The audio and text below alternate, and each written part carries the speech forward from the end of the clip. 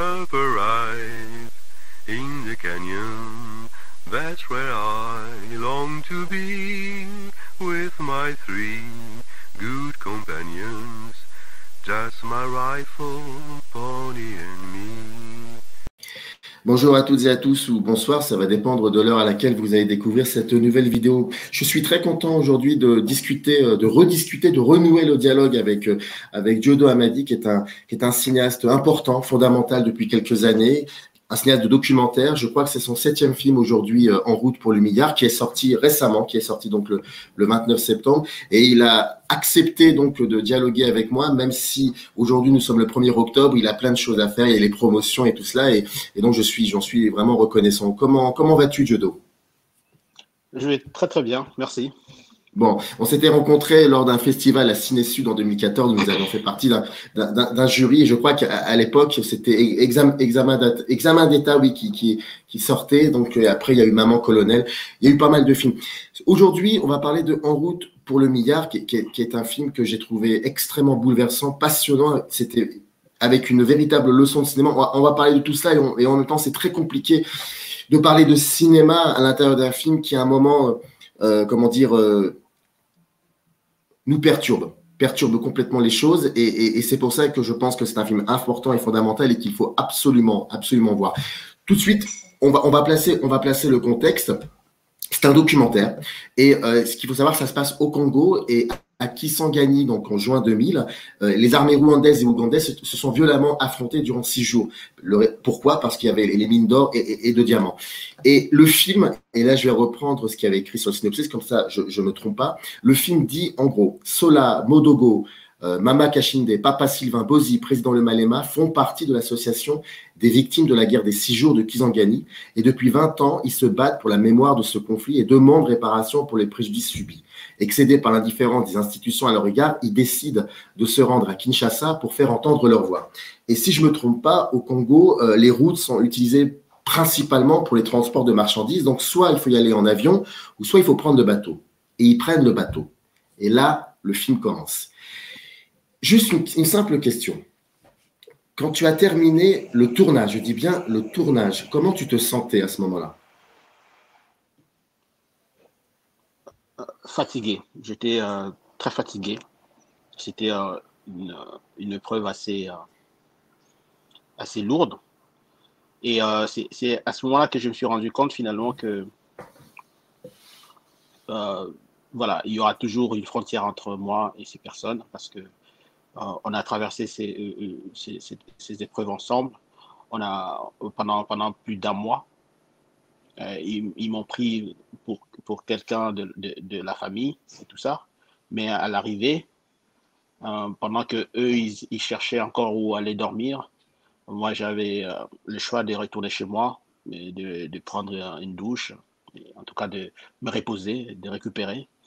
Ensuite seulement je pouvais retourner pour le retrouver et continuer à filmer leur quotidien. Donc c'est quelque chose d'assez important pour moi, parce que finalement, je ne suis qu'un cinéaste, je ne fais qu'un film, et il faut, je pense, le reconnaître qu'il ne s'agit pas de devenir ou de faire corps avec les personnes que je suis en train de filmer. Et ces moments où on est arrivé, voilà, m'a rappelé que j'étais cinéaste, ma place c'était celle-là, et que ensuite chacun pouvait reprendre le cours de sa vie comme il le souhaitait. Ce genre de film, est-ce que selon toi, on ne peut pas le faire quand on commence le cinéma? Quand on se lance dans un premier film, est-ce que ce genre de film ne peut pas être un premier film? Il faut déjà être passé par pas mal de choses, par pas mal d'expériences de regard, par pas mal d'expériences aussi de distanciation, parce que je crois que le film repose sur ça, c'est le point de vue, où je place la caméra, ou mon téléphone portable surtout, où est-ce que je me mets? La question c'est où est-ce que je me mets pour filmer tout cela? Est-ce que ce genre d'expérience, si on démarre le cinéma par ce genre d'expérience, est-ce que selon toi c'est finalement pas possible? Il faut avoir un sacré... C'est possible parce que avec le style qui est le mien, la question de sa place à côté des gens qu'on filme, de la place de sa caméra est assez fondamentale. Et très vite, je m'étais déjà posé cette question. Mais c'est vrai aussi que un film comme celui-là, pour moi en tout cas, ça ne pouvait pas être un premier film. Parce qu'aujourd'hui, je pense qu'avec un peu d'expérience, euh, je pouvais éviter de me disperser euh, dans toute cette réalité foisonnante qui m'entourait, qui explosait, qui partait dans tous les sens. Alors que si j'étais, je pense qu'il y a quelques années, euh, plus jeune, j'aurais été tenté de faire plusieurs films dans un seul film. Ici, avec un peu d'expérience, je pouvais garder un cap, rester dans le cadre de mes intentions de départ et constamment chercher les films que j'avais en tête, euh, même s'il y a tout le temps des imprévus et des choses qui peuvent être perturbantes. Les personnages, je lisais ça dans le dossier de presse et puis j'ai lu ici et là des endroits, des espaces où tu as pu en parler. Ces personnages, tu les avais rencontrés lorsque tu tournais, si je me trompe pas, Mama Colonel, c'est bien ça. Exactement. Et donc à ce moment-là, et le président en l'occurrence te dit à un moment ils sont dans un projet important, c'est d'y aller pour tout simplement pour dire que nous sommes là, nous existons. Et donc toi, tu sens l'urgence, il faut le faire. Et pardonne-moi d'insister sur des questions de fabrication de films, mais parce que c'est exactement ça. Je me suis posé pendant plus d'une heure et demie de film ces questions-là. Non pas que j'étais indifférent à ce qui se passait, au contraire, bien au contraire, mais je me disais, c'est toujours ça, la fameuse distanciation entre qu'est-ce que ça veut dire voir finalement? C'est ça, qu'est-ce que ça veut dire voir? Est-ce qu'on voit vraiment les choses? Et dans ce genre de projet, j'imagine, c'est très difficile de se poser et d'écrire, de prendre le temps d'écrire une note d'intention, le scénario, alors que dans un documentaire, tout peut arriver. Il se pourrait que ce qui se passe réellement sur le tournage soit complètement différent de ce que tu as écrit. Comment ça s'est passé, le travail pour pouvoir mener à bien ce film? Je vais peut-être vous étonner, mais en dehors de difficultés d'ordre technique et, et parfois surtout pendant le voyage, euh, c'était assez extrême les conditions dans lesquelles on a pu voyager. En dehors de tout ça, finalement, c'était un film, je dirais, plus ou moins facile à imaginer et à fabriquer. Dans ce sens que lorsque j'ai appris le projet du voyage, je savais que le film passait par un voyage. Donc, c'était l'ossature du récit. Et j'ai tout construit en fonction de ça. Même dans le dossier que j'ai dû constituer pour les producteurs et pour obtenir des subventions, euh, j'ai décrit les 3 moments qu'on voit plus ou moins dans le film, c'est-à-dire le moment de préparation pour aller pour prendre le bateau, ensuite le voyage lui-même et aussi leur arrivée et le début de l'ère de marche auprès des autorités à Kinshasa. Donc, ces 3 moments étaient fondamentaux, et je l'avais déjà imaginé.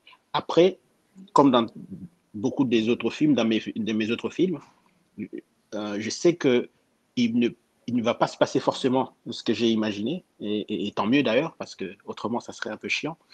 Mais tout allait se passer pendant ces 3 moments.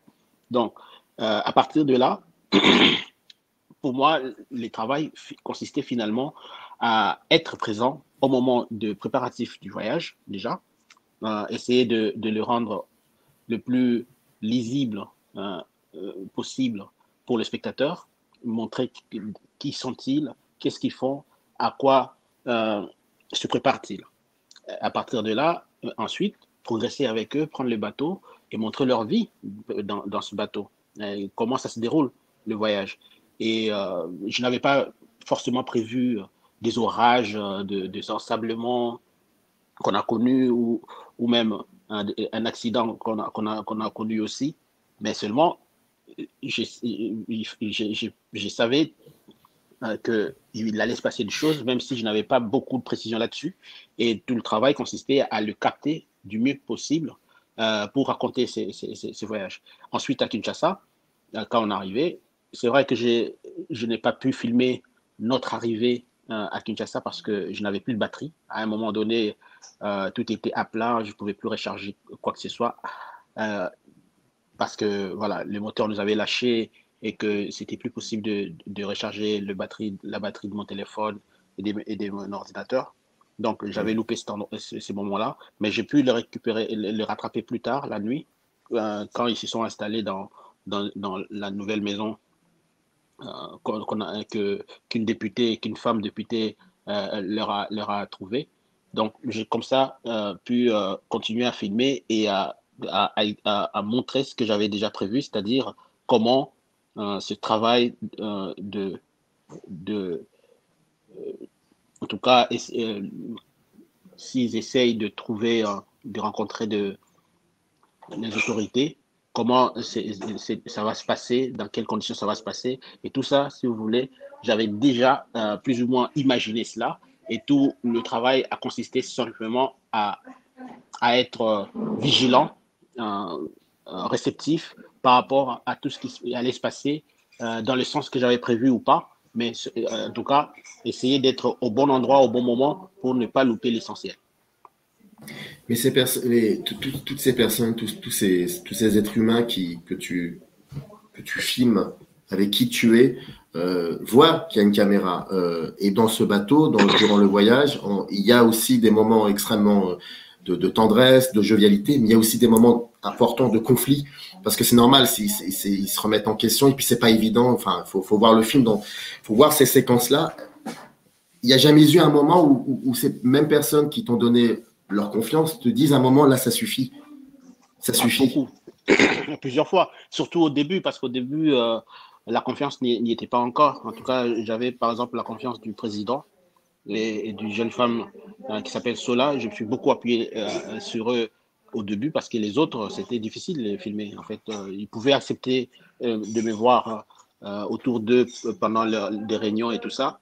Mais quand j'approchais ma caméra uniquement sur une personne, souvent, voilà, elle ne voulait pas être filmée. Et donc, ce qui s'est passé, et ça, je pense que c'est d'expérience que j'ai pu réaliser cela, c'est que quand vous passez beaucoup de temps avec les gens, même avec une caméra, au bout d'un moment, ils finissent par l'accepter, par l'oublier et finalement par l'ignorer. Et c'est ça qui s'est passé pendant le voyage. Je n'arrêtais pas de filmer. Je filmais tout le temps, j'étais constamment là. Même quand je participais, il y a des moments qu'on n'a pas retenu au montage où j'intervenais même pour rigoler de quelques blagues, pour réagir et tout. Et ils avaient comme ça pris l'habitude de ma présence et de la présence de la caméra, si bien que au bout d'un moment, ma présence ou mon absence voilà, n'était même plus à remarquer. Alors, il y a quelque chose aussi qui est important dans le film, c'est que le film est émaillé de moments où on les voit dans cette association faire une représentation théâtrale. C'est très, très important, ça.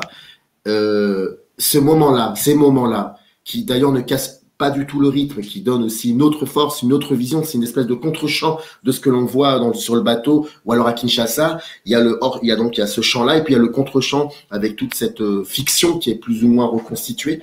Ça, c'était pour toi une évidence. Dès le départ, il fallait le mettre dans le film? Pas de cette façon-là.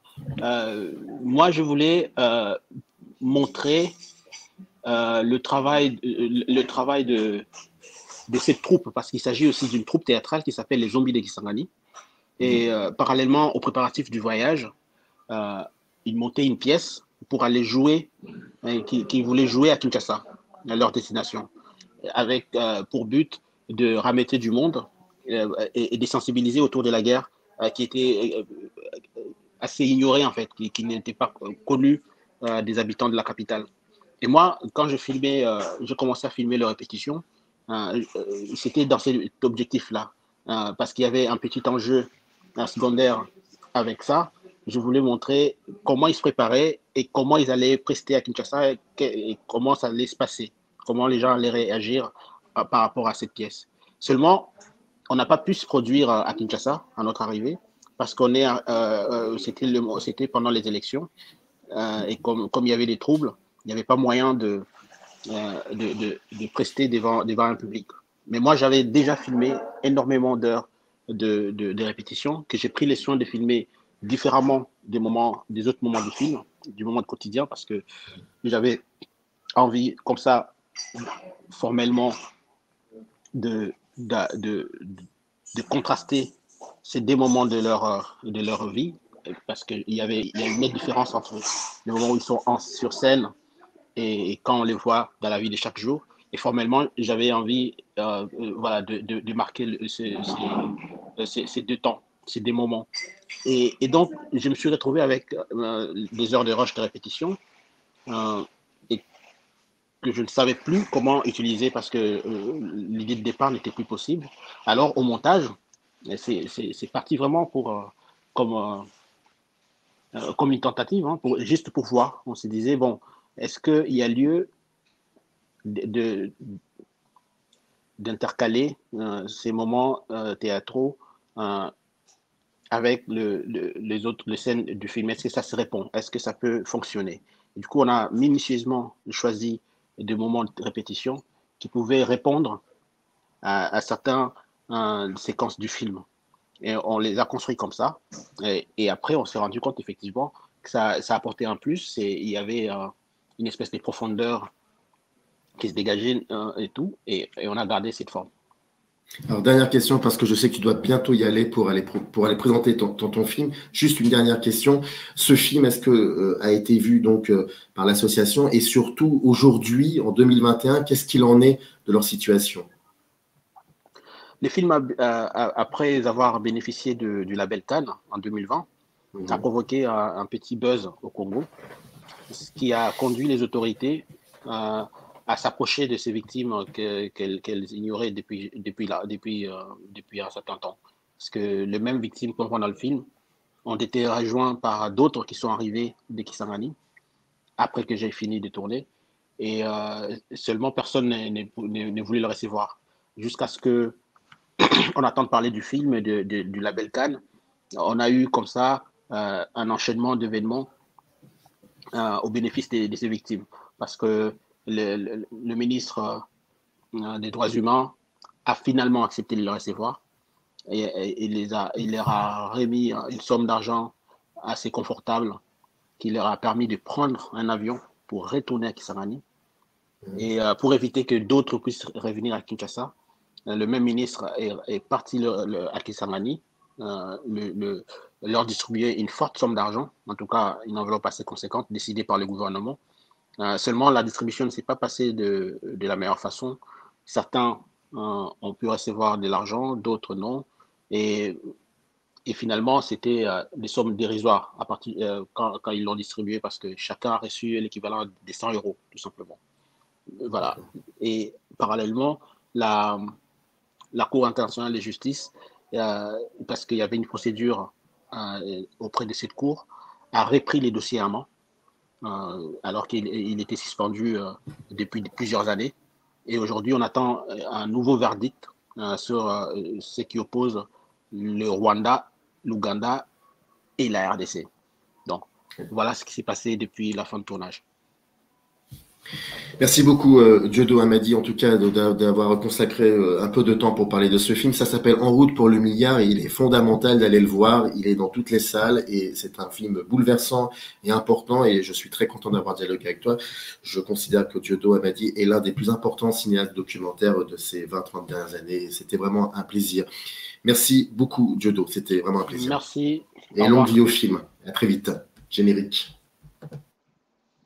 Up arrive in the canyon, that's where I long to be, with my 3 good companions, just my rifle.